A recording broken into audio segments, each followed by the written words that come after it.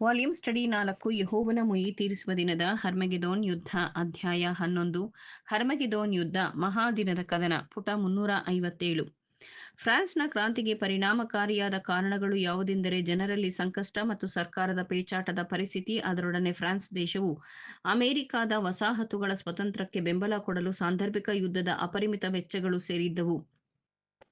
ನ್ಯಾಯಾಲಯದ ದುರಾಚಾರ, ಪಾದ್ರಿಗಳ ಭಿನ್ನಾಭಿಪ್ರಾಯಗಳು, ಕ್ರಮೇಣವಾಗಿ ಪ್ರಗತಿ ಹೊಂದುತ್ತಿದ್ದ ಸಾಮಾನ್ಯ ಬುದ್ಧಿಶಕ್ತಿ, ಕ್ರಾಂತಿಯ ತತ್ವಗಳ ಪ್ರಸರಣದ ಜೊತೆಗೆ ಅಮೆರಿಕಾದ ಸ್ಪರ್ಧೆ ಮತ್ತು ಬಹಳ ಕಾಲದಿಂದ ಸ್ಥಾಪಿತವಾಗಿದ್ದ ದಬ್ಬಾಳಿಕೆಗೆ ಒಳಗಾದಂತಹ ಜನರು ಎಲ್ಲವೂ ಸೇರಿ ಆ ಪರಿಣಾಮವನ್ನು ಬೀರಿತು. ದಬ್ಬಾಳಿಕೆಯಿಂದ ದಣಿದವರಾಗಿ, ನಿರಂತರವೂ ಇರುತ್ತಿದ್ದ ಅವಮಾನಕರ ದೌರ್ಜನ್ಯದಿಂದ ಕೆರಳಿದವರಾಗಿ, ತಮ್ಮ ತಪ್ಪುಗಳನ್ನು ಅನ್ಯಾಯವಾಗಿ ಪರಿಗಣಿಸಲ್ಪಟ್ಟದ್ದಕ್ಕೆ ಕೋಪದಿಂದ ಆತುರಗೊಂಡು ಮತ್ತು ತಮ್ಮ ಹಕ್ಕುಗಳ ಬಗ್ಗೆ ಜ್ಞಾನದಲ್ಲಿ ಬೋಧಿತರಾಗಿ, ಫ್ರಾನ್ಸ್ನ ಜನ ಸಾರ್ವತ್ರಿಕ ಚೈತನ್ಯದಿಂದ ಆರೋಪ ಮತ್ತು ಅಸಮಾಧಾನಕ್ಕೆ ಎಚ್ಚೆತ್ತವರಾದರು.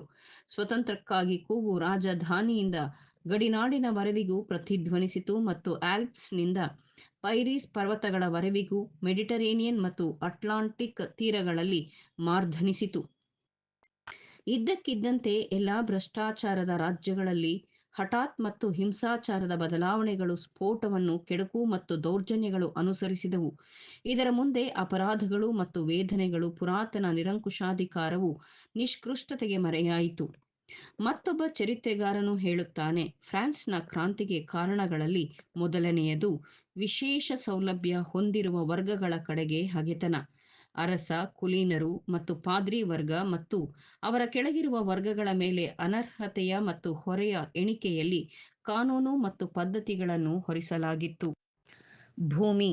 ಫ್ರಾನ್ಸ್ನ ಸುಮಾರು 2/3 ಭಾಗದಷ್ಟು ಭೂಮಿಯು ಕುಲೀನರು ಮತ್ತು ಪಾದ್ರಿ ವರ್ಗದವರ ಕೈಯಲ್ಲಿತ್ತು.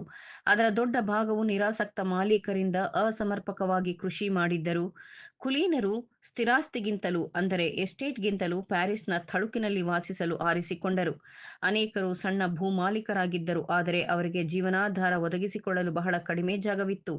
ರೈತನನ್ನು ನಡೆಸಿಕೊಳ್ಳುವ ರೀತಿ ಹೇಗಿತ್ತೆಂದರೆ, ಆತನು ತನ್ನ ಒಡೆಯನ ಕೋಟೆಯನ್ನು ನೋಡುವಾಗ ಆತನ ಹೃದಯದ ನೆಚ್ಚಿನ ಆಸೆಯು ಕೋಟೆಯನ್ನು ಮತ್ತು ಅದರಲ್ಲಿರುವ ಎಲ್ಲಾ ಸಾಲದ ದಾಖಲೆಯ ಕಾಗದದ ಪುಸ್ತಕಗಳೊಂದಿಗೆ, ಅಂದರೆ ಅಡಮಾನದ ಪುಸ್ತಕಗಳೊಂದಿಗೆ ಉರಿದು ಬೀಳಿಸುವುದಾಗಿತ್ತು. ಪಾದ್ರಿ ವರ್ಗದವರ ಬಳಿ ಅಗಾಧವಾದ ಭೂಮಿ ಇತ್ತು. ಸಾವಿರಾರು ರೈತರ ಮೇಲೆ ದಣಿಯ ನಿಯಂತ್ರಣ ಮತ್ತು ದಶಮಾಂಶಗಳಿಂದ ಮತ್ತು ಇತರ ಮೂಲಗಳಿಂದ ಅಪಾರವಾದ ಆದಾಯವಿತ್ತು. ಕೆಲವು ಪ್ರಾಂತ್ಯಗಳಲ್ಲಿ ಇತರರಿಗಿಂತಲೂ ಸ್ವಲ್ಪ ಉತ್ತಮ ಪರಿಸ್ಥಿತಿ ಇತ್ತು. ಸಾಮಾನ್ಯವಾಗಿ ಐಶ್ವರ್ಯವಂತರು ಸಂತೋಷದಿಂದಿದ್ದರು, ಬಡವರು ಹೊರೆ ಹೊತ್ತವರಾದರು.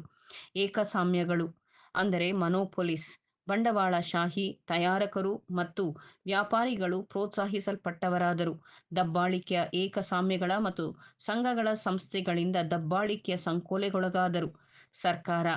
ಸರ್ಕಾರದ ಆಡಳಿತವು 2 ಬಗೆಯಲ್ಲಿ ನಿರಂಕುಶವೂ ಮತ್ತು ಭ್ರಷ್ಟವೂ ಆಗಿತ್ತು. ರಾಜಮನೆತನದ ಗೌರವ ನಷ್ಟ, ಸಿಂಹಾಸನಕ್ಕೆ ಗೌರವವು ಕಳೆದು ಹೋಗಿತ್ತು. ಸುಧಾರಣೆಯ ಪ್ರಯತ್ನವು ನಿಷ್ಪ್ರಯೋಜಕ. ಫ್ರಾನ್ಸ್ನಲ್ಲಿ ಮತ್ತು ಇತರ ದೇಶಗಳಲ್ಲಿ ಮಹಾಯುದ್ಧದ ನಂತರ ಸಾರ್ವಭೌಮರಿಂದ ಹೊರಹೊಮ್ಮಿದ ರಾಜಕೀಯ ಮತ್ತು ಸಾಮಾಜಿಕ ಸುಧಾರಣೆಯ ಪ್ರಯತ್ನವು ಪ್ರಕ್ಷುಬ್ಧ ಅಶಾಂತ ಭಾವನೆಯನ್ನು ಉಂಟುಮಾಡಿ ಅವರಲ್ಲಿ ಸಾಮಾಜಿಕ ಮರುಸ್ಥಾಪನೆಯ ಉದ್ದೇಶದಲ್ಲಿ ಪರಿಣಮಿಸದೆ ಹೋಯಿತು.